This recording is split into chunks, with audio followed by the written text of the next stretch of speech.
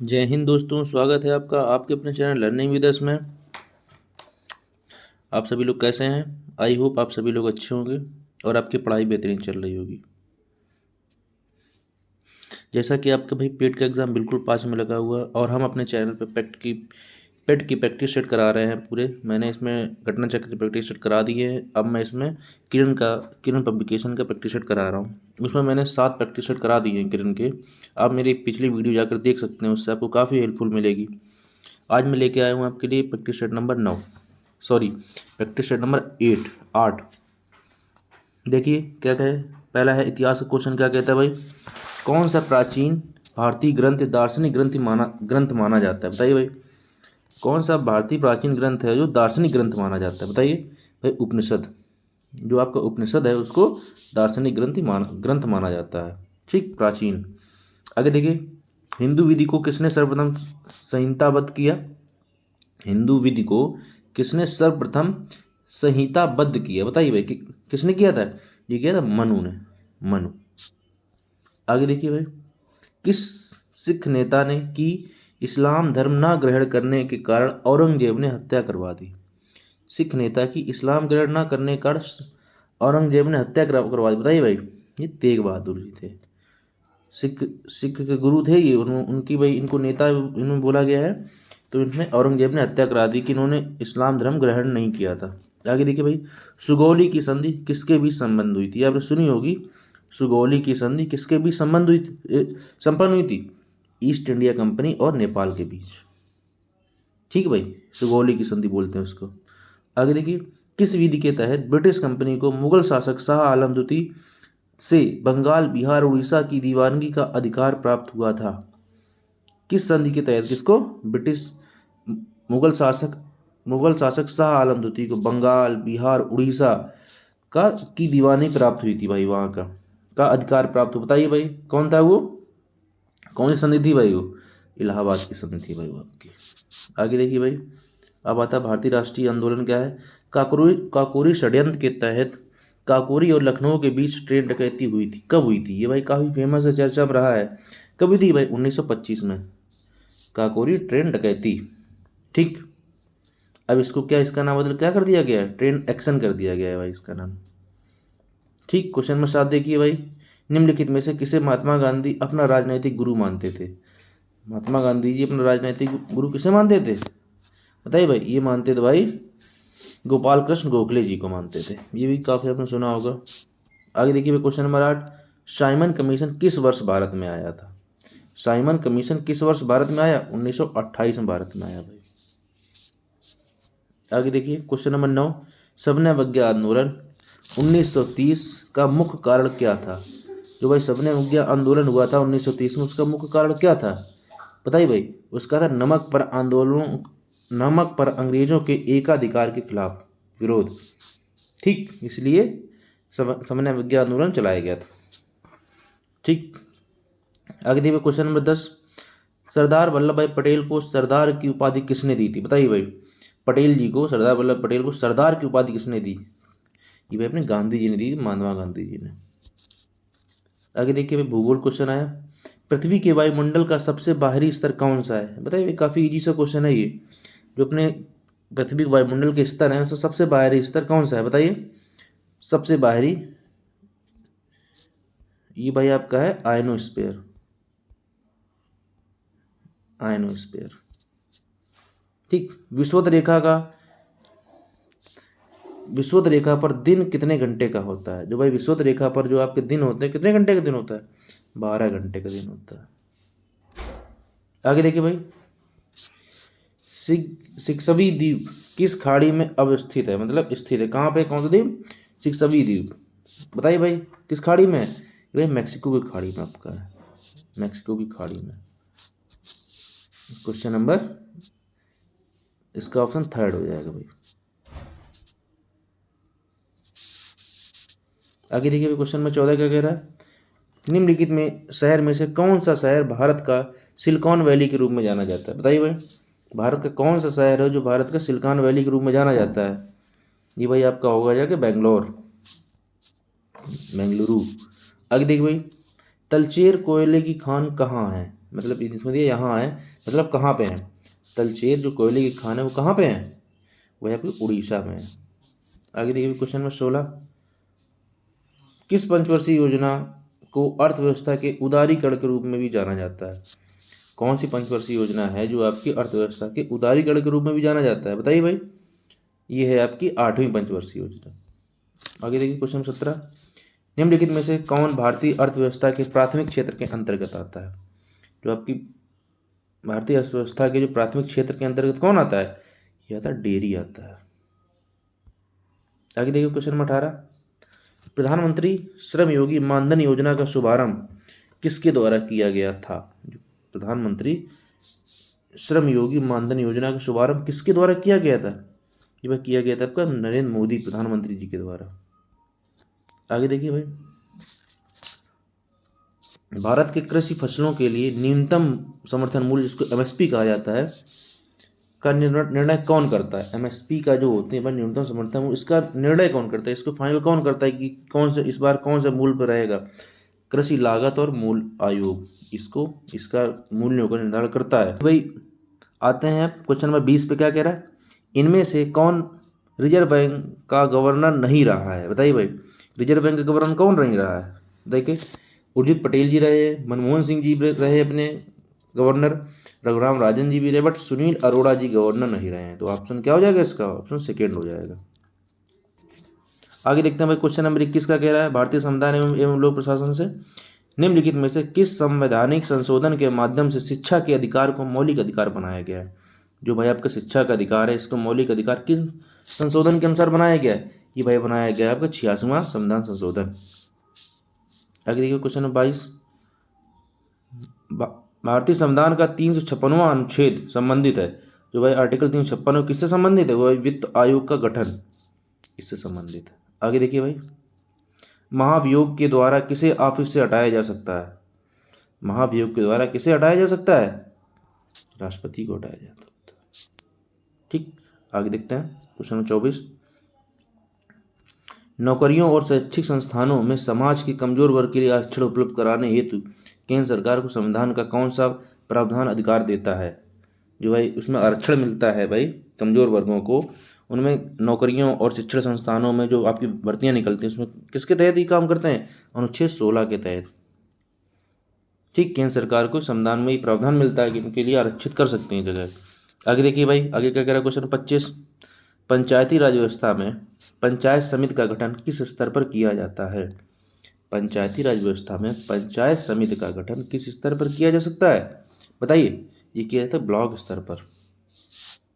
आगे देखिए क्वेश्चन है सामान्य विज्ञान का, वह तापमान जिसका पाठ्यांक फ़ारेनहाइट और सेल्सियस दोनों पैमाने में वही होता है, मतलब सेम रहता है। जो अगर कोई एक टेम्परेचर है जो उसमें फ़ारेनहाइट में भी सेम रहेगा और आपका सेल्सियस में भी सेम रहेगा, कौन सा है भाई ये आपका -40 डिग्री।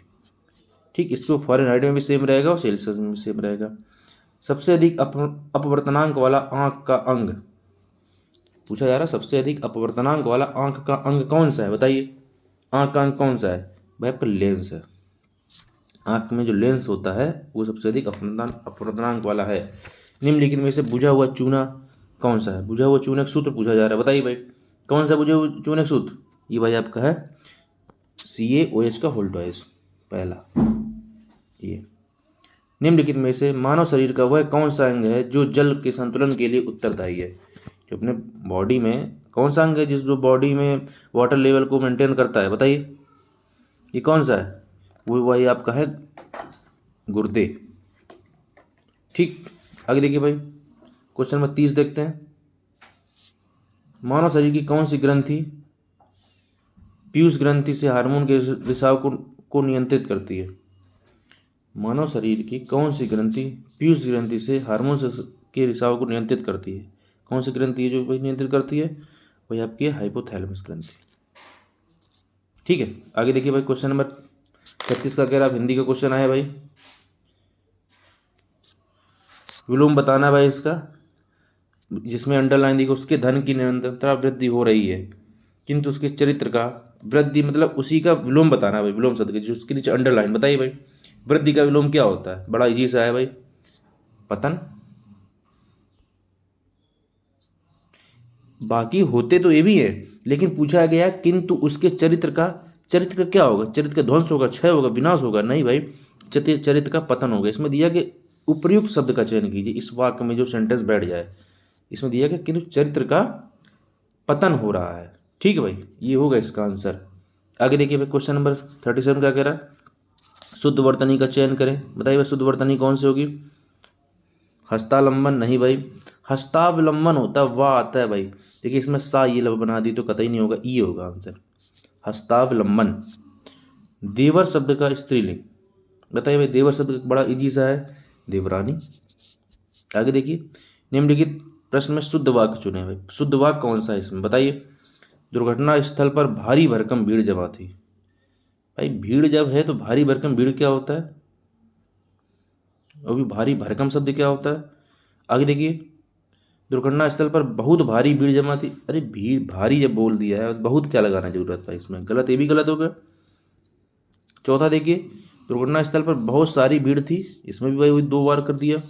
एक देखिए, तीसरा देखिए, दुर्घटना स्थल पर भारी भीड़ थी, भारी भीड़ जमा थी। एक पूछा यार, भीड़ थी लेकिन भारी भी काफ़ी भीड़ थी, इसका मतलब है। तो इसका कौन सा सही हो गया? इसका भाई तीसरा सही हो जाएगा। ठीक है, आगे देखिए भाई क्या कह रहा है, क्वेश्चन नंबर 40। पैसे से ही आदमी की इज्जत है, पैसे से ही आदमी की इज्जत है के लिए निम्नलिखित में से उचित लोकोक्तियों का चयन कीजिए। बताइए भाई, पैसे से आदमी किसके है? जर है तो नर, नहीं तो खंडर। जर है तो नर, नहीं तो खंडर। ठीक है भाई, ये है पैसों के लिए इज्जत वाला। बताया यार, पैसे से आदमी की इज्जत है, जर है तो नर, नहीं तो खंडर, खंडर है। आगे देखिए भाई क्या कह रहा है, क्वेश्चन नंबर 51। क्वेश्चन नंबर 51 क्या कह रहा है भाई? करंट अफेयर क्या है? भारत के पहले आईआईटी परिसर की स्थापना किस देश में की जाएगी? भारत के बाहर, सॉरी भाई, भारत के बाहर पूछा जा रहा है, उस देश के बाहर है अपना आईआईटी बनना है, किस कौन से देश में बनेगी पहली आईआईटी? ये भाई आपकी बनेगी तंजानिया में, तंजानिया में पहली आईआईटी बनेगी। आगे देखिए भाई, क्वेश्चन नंबर 52 क्या कह रहा है? Institute for economics and peace, द्वारा जारी 2023 ग्लोबल पीस इंडेक्स में भारत का कौन सा स्थान रहा है? Institute for economics and peace में ग्लोबल पीस इंडेक्स में भारत का कौन सा स्थान रहा है? बताइए। इसमें स्थान रहा है भाई आपका 126वां स्थान रहा है। आगे देखते हैं क्वेश्चन नंबर 53 क्या कह रहा है? कौन सा देश संघाई सहयोग संगठन का नया स्थायी सदस्य बना है? कौन सा देश संघाई सहयोग संगठन का नया स्थायी सदस्य बना है? बताइए कौन सा बना है भाई? ये ईरान बना है आपका। आगे देखिए भाई, क्वेश्चन 54 क्या कह रहा है? किस देश ने दुनिया की सबसे शक्तिशाली हाइपरसोनिक पवन सुरंग का अनावरण किया है? बताइए भाई, किस देश ने दुनिया की सबसे शक्तिशाली हाइपरसोनिक पवन सुरंग का अनावरण किया है? बताइए कौन सा देश है वो? ये चीन है भाई, चाइना। आगे देखिए क्वेश्चन 55 क्या कह रहा है? 2023 वैश्विक प्रतिस्पर्धात्मक सूचकांक ग्लोबल कॉम्पिटिटिवनेस इंडेक्स में भारत का कौन सा स्थान रहा है? बताइए भाई, इसमें कौन सा स्थान रहा है भारत का? इसमें भारत का स्थान रहा है 40वां भाई। ठीक है, आगे देखिए 40वां स्थान रहा है। आगे देखिए भाई क्या कह रहा है, क्वेश्चन 56। 1 लाख करोड़ रुपए का बाजार पूंजीकरण प्राप्त करने वाली पहली भारतीय एयरलाइंस कौन बनी? 1 लाख करोड़ रुपए का बाजार पूंजीकरण प्राप्त करने वाली पहली भारतीय एयरलाइन कौन बनी? क्वेश्चन समझे भाई आप? भारत की एयरलाइन कौन सी जो 1 लाख करोड़ का पूंजी उसने प्राप्त कर लिया है? बताइए भाई कौन बनी है वो भाई? वो ये अपनी बनी है इंडिगो एयरलाइन, इंडिगो एयरलाइन। आगे देखिए भाई क्या कह रहा है, क्वेश्चन नंबर 57 क्या कह रहा है? किस बाल अधिकार अधिवक्ता ने इकबाल मसीहा पुरस्कार जीता? किस बाल अधिकार अधिवक्ता ने इकबाल मसीहा पुरस्कार जीता है भाई? बताइए किसने जीता? ये आपका जीता है ललिता नटराजन। क्वेश्चन नंबर 57 का होगा तीसरा आंसर। 58 क्या कह रहा है भाई? देखिए, सांस्कृतिक मंत्रालय ने किसे 2021 के गांधी शांति पुरस्कार से सम्मानित किया है? भाई ये करंट का क्वेश्चन है भाई, ये चर्चा में रहा था। 2021 के गांधी शांति पुरस्कार से सम्मानित किया है किसने? संस्कृति मंत्रालय ने किसको किया है भाई? गीता प्रेस गोरखपुर को किया सम्मानित। आगे देखिए भाई, क्वेश्चन 59 क्या कह रहा है? किस देश ने साइलेंट वारकर परियोजना के तहत एक ही रॉकेट से 41 उपग्रह को प्रक्षेपित कर राष्ट्रीय रिकॉर्ड बनाया है? बताइए भाई, किसने रिकॉर्ड बनाया है? चीन ने रिकॉर्ड बनाया है ये भाई। आगे देखिए क्वेश्चन नंबर 60, भारत ने किस देश को हराकर एशियाई कबड्डी चैंपियनशिप 2023 जीती है? भाई किसको हराया भारत ने? बताइए। ईरान को हराया भाई। एशियाई कबड्डी चैंपियनशिप जीती भारत ने ईरान को हराकर। आगे देखिए भाई, सामान्य जागरूकता से, केरल में स्थित हाथी अभ्यारण्य है, इसमें से कौन सा है जो हाथी अभ्यारण्य है भाई? वो भी केरल में स्थित है ये भाई, गुरुवायूर मंदिर। ठीक, इसको कहा जाता है, ये हाथी अभ्यारण्य है, ये हाथी अभ्यारण्य है। ठीक, आगे देखिए भाई, क्वेश्चन नंबर 62 क्या कह रहा है? थ्री इडियट फिल्म का पात्र पर आधारित है जो लद्दाख का एक अभियंता है। भाई 3 इडियट का एक पात्र है जो किस पर आधारित है? आपने सुना होगा, फुनसुक वांगडू करके नाम इसमें आया था एक मूवी में। ठीक है, जो लद्दाख पात्र आधारित है जो लद्दाख का एक अभियंता है, कौन था भाई? वो उसका नाम था सोनाम वांगचू। ठीक, आगे देखिए भाई, आगे क्या कह रहा है क्वेश्चन नंबर 63, महारानी गायत्री देवी की सदस्य थी। महारानी जो गायत्री देवी थी वो किस पार्टी की सदस्य थी, ये पूछा जा रहा है। ये वो भाई थी स्वतंत्र पार्टी की सदस्य। आगे देखिए भाई, भारत का पहला 3D तारामंडल स्थापित किया गया है। भारत का पहला 3D तारामंडल कहाँ स्थापित किया गया है? ये भाई आपका स्थापित किया गया मैंगलोर। कहाँ पे किया गया? मैंगलोर में किया गया है। आगे देखिए भाई, क्वेश्चन नंबर 65 क्या कह रहा है? भारत का सबसे बड़ा शोध रिएक्टर है, भारत का सबसे बड़ा शोध रिएक्टर कौन सा है? बताइए। ये भाई आपका ध्रुव है, ध्रुव।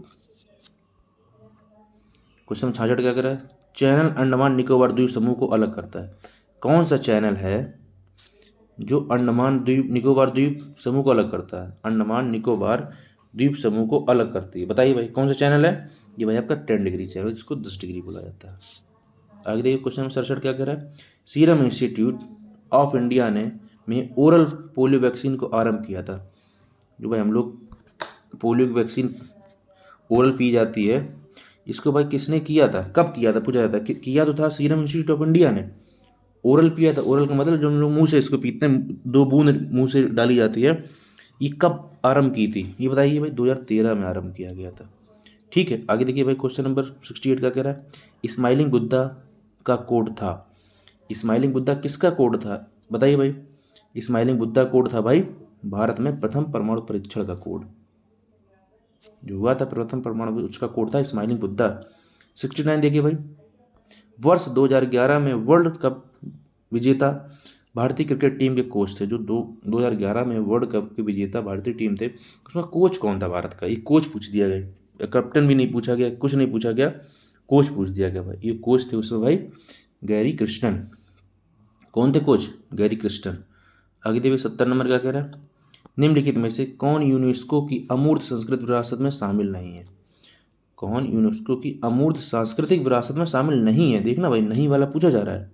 इसका आंसर क्या होगा? सितार वादन। क्या होगा? सितार वादन। आज हमने लगभग 70 क्वेश्चन इसमें डिस्कस किए हैं भाई। आपको अगर मेरा वीडियो अच्छा लगा हो तो वीडियो को लाइक करिएगा, चैनल को सब्सक्राइब करिएगा और कमेंट करके बताइएगा कि आपको वीडियो कैसा लगा। आज के लिए इतना ही बस, थैंक यू।